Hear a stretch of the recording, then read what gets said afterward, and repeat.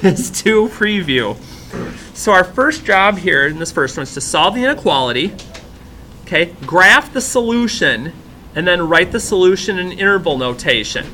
Notice, it's not absolute value, so I'm not doing anything fancy. All I'm going to do is distribute my 3 through.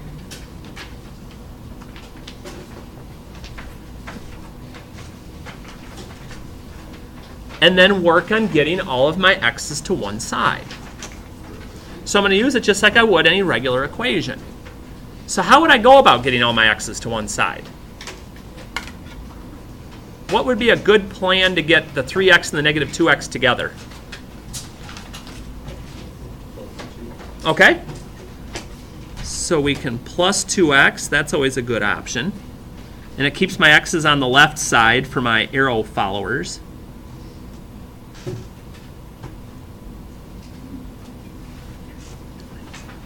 So now all the x's are together. That's good.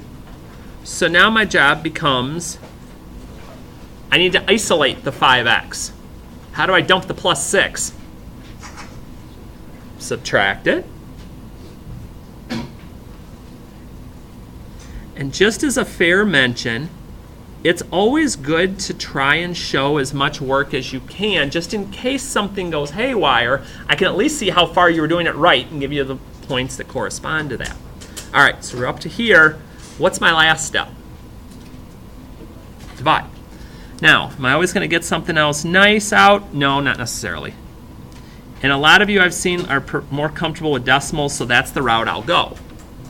So x is less than 2.2. And again, arrow points at x. That's less than. Less than goes left. So I'm going to scooch this just a little. You'll be able to see all my writing still. But it's important to graph these. And again, I always want at least 3 points. I can't just put like 2.2 in the middle and call it done. Am I going to use a bracket or a parenthesis when I'm graphing this? Parenthesis, because it's not or equal to. And x is less than, we said, goes left. So a little past 2. Less than goes left. So how am I going to write that in interval notation? Remember, interval is left to right. Where's my furthest point left on the graph? Okay, negative infinity, since we're at the left. And what's my furthest point to the right? 2.2, because that's where my parenthesis is. Okay, that's how interval notation works. Because we don't want to handwrite every single number that's in there. That would take a long time. So we just have a little shorter of a way of doing it. But that's what I'd be looking for on that one, those 3 parts. So solve it, graph it, interval notation. Make sure you check the directions, because I don't want you missing out on parts just because you didn't see them. All right. Sneak this next part in. There we go. So our second one, or our second part, says solve by showing work and give both solutions. Even giving you a clue this time so you don't forget. These are absolute value. We got to split them up. So my first one, I just rewrite what I see. Notice I didn't change anything inside the absolute value. Okay, I didn't change that to positive x or something like that. We don't touch what's on the inside. Remember, what changes on the outside is that answer becomes negative. And then I just solve the equations, and that's all I need to do. Now again, there's little things that can get you, though, if you're not careful. Most people are great about remembering that part, and then they'll like circle this and say that's the answer. And then I'm like, well, not exactly. How do I deal with that negative in front of the x? Divide it. So if we divide by -1, that'll get rid of the negatives and get me to the right answer. So we do have to pay attention to detail on these to make sure that things work.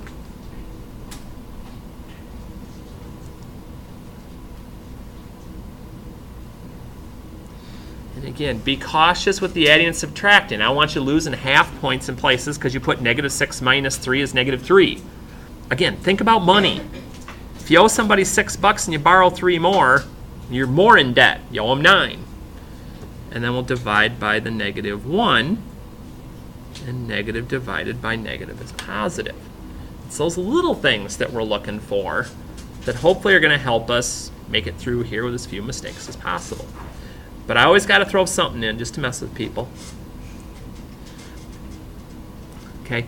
Sometimes even my honors class messes this up, so we got to be careful. Before I can split this into 2 equations, I have to do one step on this one.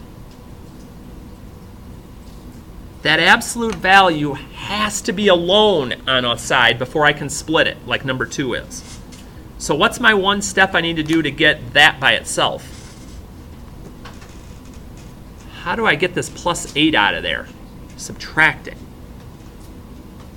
Okay, so this time we have one bonus step that we have to do,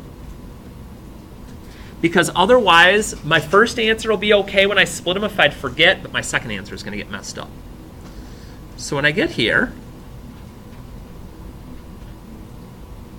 just copy it for my first one, just like we did before. And then just like we did before, we just change our solution. We change the sign to negative, and then we solve the 2-step equations to roll through this. So let's see. I'm going to add my 7 over because my goal is to get the 2x alone. And then I've just got to divide by 2.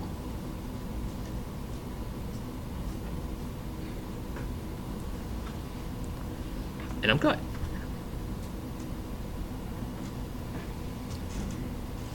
And then there's the same deal on the other side. And again, just be cautious.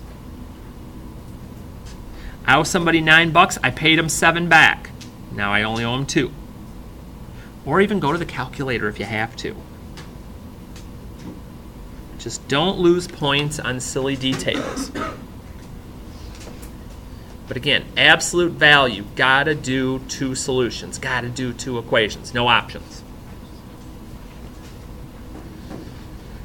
So then we get to keep going with that, which is good because then we won't forget that there's 2 parts.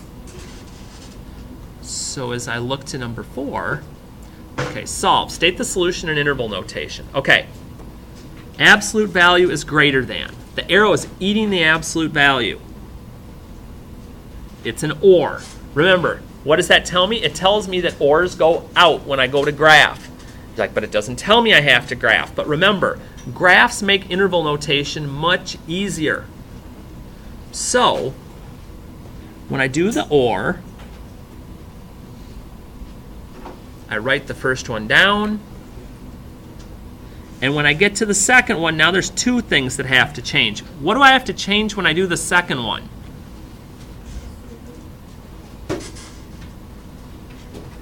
We got the arrow and the sign. So we got a 2-parter this time. Arrow's got to flip, sign's got to change. If I forget either, it's not going to quite work out the way I want it to. So I'll minus my 3. I'm good on that one. I'll minus my 3. Be careful. I'm good on that one. Now, like I said, even though it doesn't say I have to graph, visually it makes doing interval notation easier. So I'm just going to make a quick little sketch just so I can see what's happening. So I look and I say, okay, take my time, I got this. Arrow's eating x. X is greater than 4. Okay. So greater than goes to the right. So then I look at the other one. I'm going to say, okay, arrow's pointing at x. X is less than -10. Less than is left. And I kind of smile because I'm like, hey, the ORs are supposed to go away or out from each other. And my graph did that, so I think I did this right. So now all I got left to do is the interval notation, but I have a picture to look at for it. So where's the leftmost point of my graph to start my interval notation?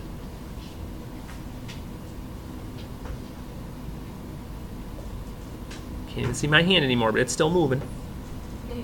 Negative infinity. Because that arrow means it's going forever to the left. There is no left boundary. It's infinite.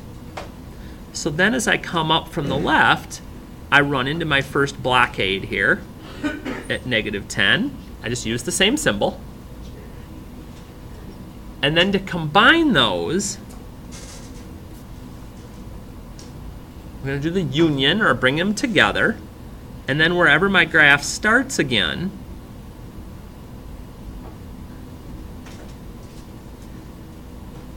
we start there and then finish it off because it goes forever to the right and there's no right boundary. So my ORs, okay, my ones that graph separate, are going to have really big interval notations because they're really spread out as far as their answers go. But that'll be a little different when we get to the AND statement. That's going to be more compact because those are the ones that have only what's in common. So the less than will be my AND. And when we do AND, we copy what we see, but then I just add another arrow and I switch the sign. So it's like what I'm doing for the ORs, I just do it in one big piece instead. And I've had people say, well, can I do this in two separate ones? You certainly can. You just don't get some of the clues as you're working along that you do by doing it this way. So my goal becomes get the x alone in the middle. So now that there's three parts to my inequality, whatever I do to one part, I have to do to all three.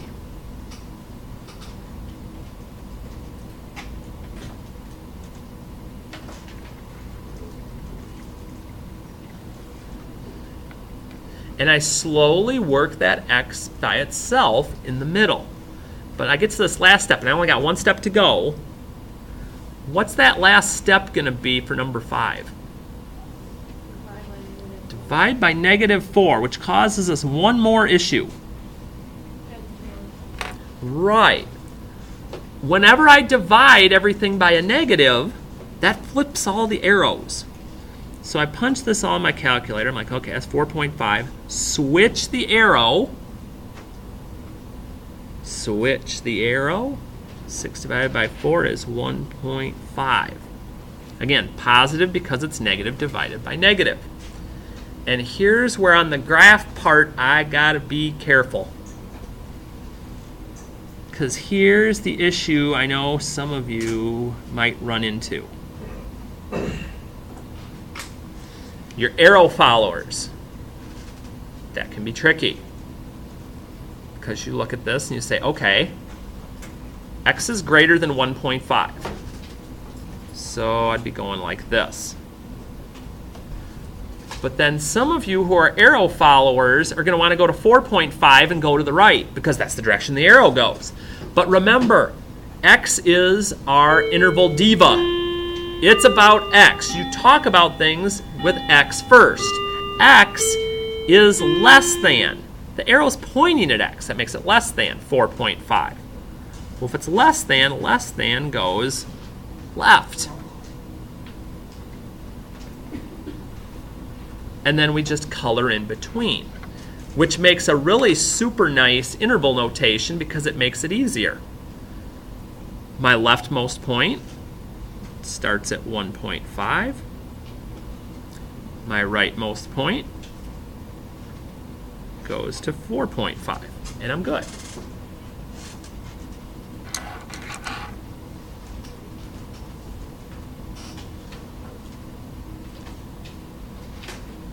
So that's all that we're doing with those. So there's several steps there, but if you take some practice, you watch the preview, you go back and look at some of the homework and do it again, you'll remember, but you've got to look at it some. Because if this is the only thing you see before the quiz tomorrow, some of you might be in trouble. I'm just saying. All right, next part. State the domain and range, and then determine if it's a function. Okay, Domain, remember, is my x values from left to right, sort of like our interval notation was up above. And we see arrows. Arrows mean those keep going and going and going and going, even further than we see them. So what's my left boundary? What's the furthest I can go left in this graph?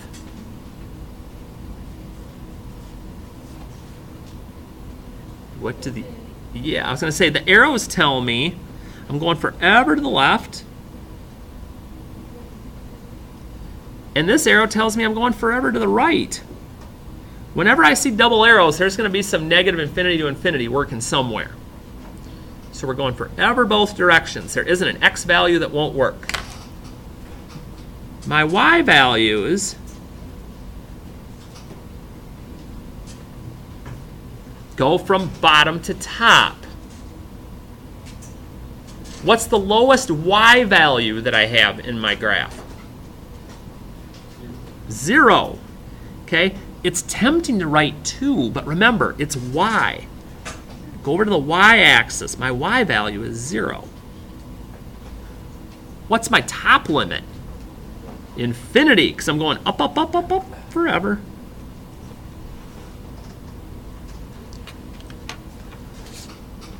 And then remember, to figure out if it's a function or not, we just think about our vertical line test, and as long as I've only got one point of my graph going through, at any time I have a vertical line running through it,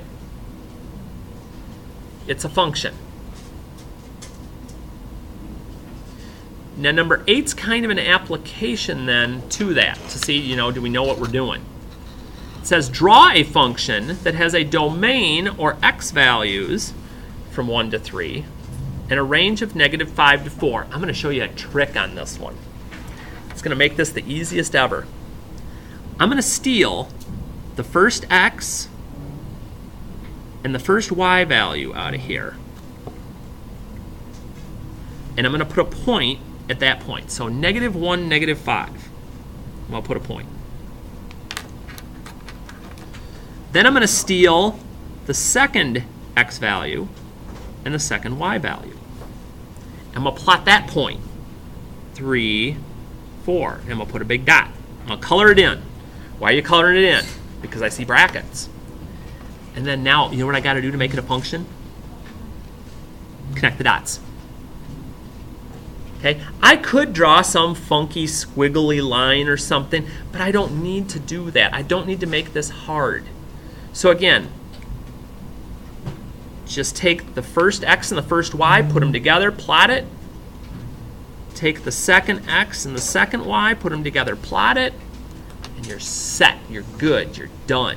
And that's all there is to that. Not bad. Not bad. You're like, that's all I had to. That's all I had to do. And then we go into our look at yesteryear. They're like, oh boy, here these come again. Yep, and they're going to keep coming. Okay, fractions. We got to be able to deal with them. So remember, when we're dealing with the fractions, if you can figure out how to do an LCD yourself, in this case it'd be 12, you can multiply through by that. If you don't remember that, you're like, yeah, no, I'm not probably going to remember that part. Here's what I'm going to suggest. You multiply all the numbers that are different on the bottom. Your numbers might get big, but that's what we have a calculator for. So if you forget, well, let's just do it. Why am I waiting? You get to see my arm.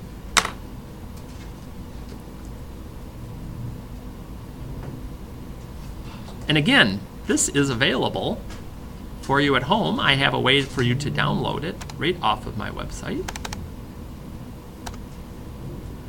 All right, let's get our calculator where we want it here. All right, so here's our deal. I'm going to multiply these denominator numbers together because I just know how much most of you love fractions. Like, holy cow, it's a big number. That's not a problem, though. I'm going to distribute that all the way through. Now, I've got to do a reminder here. multiply times the top number, then divide by the bottom one. So when you're doing these, so for instance, I do 144 times 3 divided by 4. Okay. So I've got 108x. Mr. H is rolling on his multiplying today, so I'm going to do part of this in my head. 144 times negative 2, because that's a minus, is 288. So I'll do the divide by 3 part here, though. So minus 96. 144 times 5 is 720. And then we just divide by the number in the bottom. Always multiply times the top, divide by the bottom.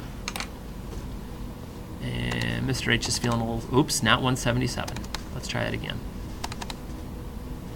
Times 5 divided by 6. Okay. So just like that, goodbye fractions. Okay, calculator, I don't need you for a bit. All right, so now I just solve this like I would any equation. I want to get all my x's to one side.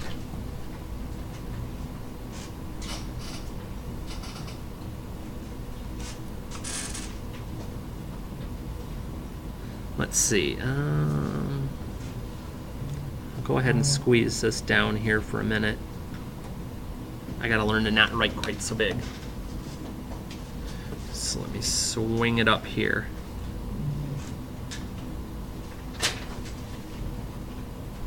So we've got all of our x's to one side. What would my next step be if I want to get that 12x alone? Subtract the 360. And again, don't worry if things aren't looking like they're going to come out all nice and pretty. That's not a bad thing. And then we'll divide by 12, and let's see if this came out nice or not. Don't lose that negative.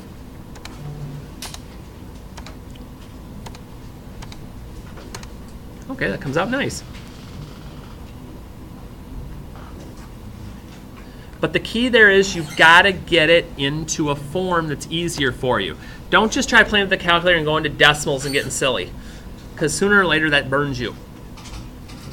Similarly to how number 10 can burn some of you. I need to isolate the fraction before I get rid of it. So don't multiply through by -3 first. For most of you, that would lead to disaster.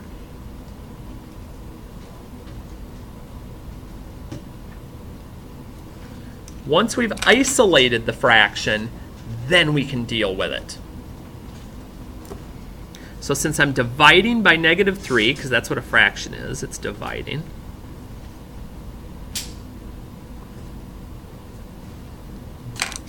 That'll let us wipe that out. Notice I'm not distributing the -3 through, it just cancels the denominator.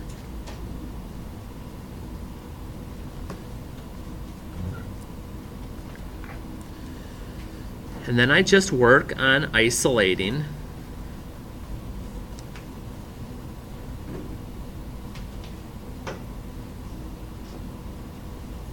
and this is actually the one last thing I want people to be careful of. Let me rewrite this over here.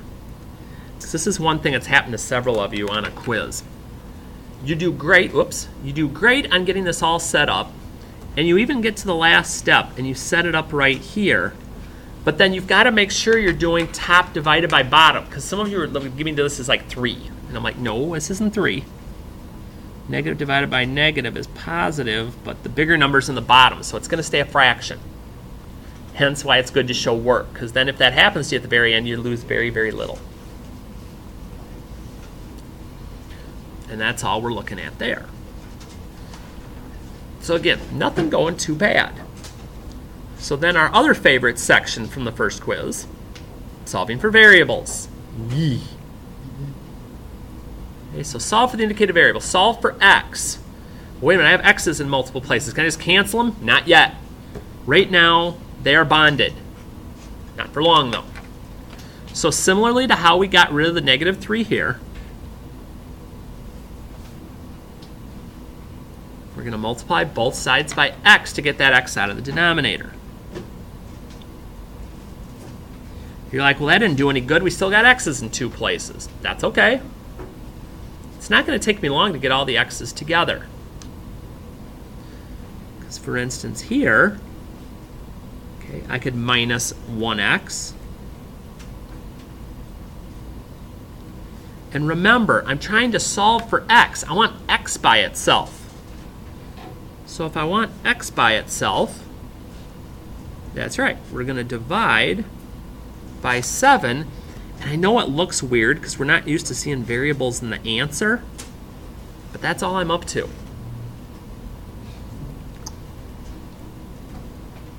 And that's only one of the issues we have if there's multiple variables. We have a whole different one when we get to number 12. Because number 12, they're not even on the same side. I got to get them on the same side first.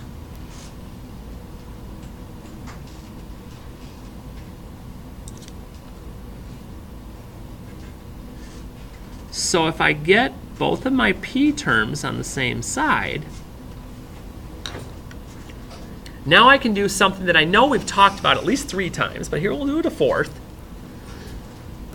I can't have p as part of the answer, so I can only have one p. Well, how am I going to get to that? Both of these terms have a p. So I'm going to pull a p out,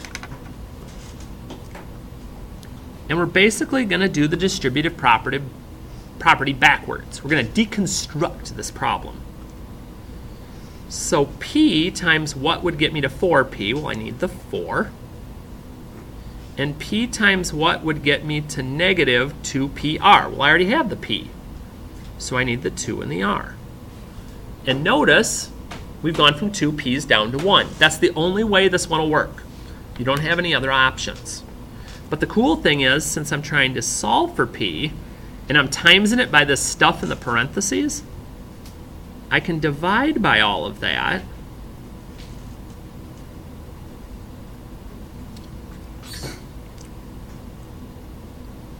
I have p on a side by itself. There's no p's in the answer, and I'm set. And again, if this is something you struggle with, that's one of the reasons all the section numbers are on here too. It's easy to go to my YouTube page or my website, see a video to get some more examples quick, or maybe even go practice some more. Maybe you didn't do that homework the first time through. Maybe you bombed it on the first quiz. Maybe you can go back and try those again. But the only way you're going to get better is if you practice. Because if you just kind of blow it off, it just doesn't work well. And then finally, I'm going to zoom out for a minute. So Harlem and Hononegah are renting buses and vans to get to the straight track competition. Now this is just me.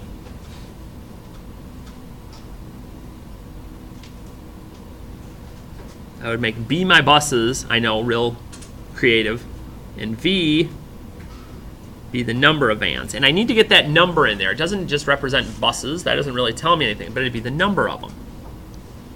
So Harlem fills 7 buses and 9 vans to seat its 300 students. Okay, that's one of my equations. 7 buses and 9 vans equal 300 students. Notice it says a system of equations. System means more than 1. So I got to have another equation. So I look, okay, Hononegah filled 3 buses and 1 van to take its 60 students. No solving, just assign what they are and set up the system. And that's it. And basically that's everything that's going to be on this quiz, to review the new stuff and everything like that. So if there is anything that you're getting stuck on, we can take some time now to go over it. I can give you some time on homework, whatever that is. But if you're not sure on something, look at parts of this review tonight. Go back and look at the sections in here, see what's happening. Even looking at your notes is a good idea to get you ready for the quiz.